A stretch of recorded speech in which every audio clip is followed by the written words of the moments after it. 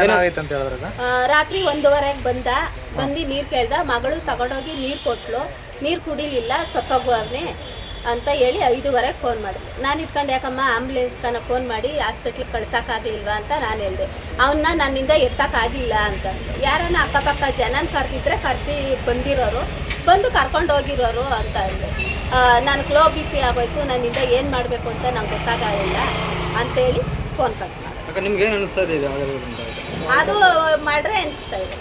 ಅದು ಹೊಡೆದು ಸಾಯಿಸಿರೋದೆ, ಜಗಳ ಆಡಿರೋದಲ್ಲ, ಆಕ್ಸಿಡೆಂಟ್ ಅಲ್ಲ, ಏನೂ ಇಲ್ಲ. ಯಾರ ಮೇಲೆ ಅನುಮಾನ ಆಯ್ತಕ್ಕ? ನಾವು ಈ ಊರಾಗಿದ್ದರೆ ಅನುಮಾನ ಬೀಳ್ಬೋದಾಗಿತ್ತು. ನಾವಿರೋದು ಬೇರೆ ಊರಲ್ಲಿ. ಅವ್ರದ್ದು ಯಾವ ಮೂಲ ಬಂದು ಯಾರ್ದು? ಹುಡುಗರುಂದ ದೊಡ್ಡಬಳ್ಳಾಪುರ ಬಿಸಿನಳ್ಳಿ. ನಿಮ್ಗೆ ಏನಾಗ್ಬೇಕಾಗ? ನಂದು ಸ್ವಂತ ತಮ್ಮ. ನಿಮ್ಮ ಸ್ವಂತ ತಮ್ಮ? ಇಲ್ಲಿಗೆ ಮದುವೆ ಆದ್ಮೇಲೆ ಇಲ್ಲಿಗೆ ಇಲ್ಲಿಗೆ ಬಂದು ಆಯ್ತು 17-18 ವರ್ಷ. ಮದುವೆ ಆದಾಗಿಂದ ಇಲ್ಲೇ ಅವ್ರು. ಇಲ್ಲೇನು ನಡೀತೈತೆ ಏನಾಗ್ತೈತೆ ಅದೆಲ್ಲ ನಮಗೆ ಗೊತ್ತಿಲ್ಲ. ನೆನ್ನೆ ನಿಮ್ಮೂರಲ್ಲೇ ಇದ್ದ ಅಂತ ಹೇಳ್ತಿದ್ರಲ್ಲ? ನೆನೆ ಇದ್ದು 4 ಗಂಟೆಗೆ ಅವನು ಇಲ್ಲಿಗೆ ಬಂದ. ಶ್ರೀರಾಮನವಮಿ ಹಬ್ಬ, ಹೆಂಡತಿ ಮಕ್ಕಳನ್ನೆಲ್ಲ ಕರ್ಕೊಂಡು ಬರ್ತೀನಿ. ಅವನೊಂದು ಕೋತಿ ಸತ್ತೋಗಿತ್ತು, ಕೋತಿ ಉಣಿ ಒಂದು ದೇವಸ್ಥಾನ ಕಟ್ಟಿ ಅವನು ವರ್ಷ ಅದಕ್ಕೆ ಹಬ್ಬ ಪೂಜೆ ಮಾಡ್ತಾರೆ. ಆ ಪೂಜೆ ಮಾಡೋದಕ್ಕೆ 8 ಮಕ್ಕಳನ್ನ ಕರ್ಕೊಂಬರ್ತೀನಕ್ಕ ನಾಳೆ ಅಂತ ಹೇಳ್ಬಿಟ್ಟು 4 ಗಂಟೆಗೆ ಅವನು ಈ ಕಡೆ ಬಂದ.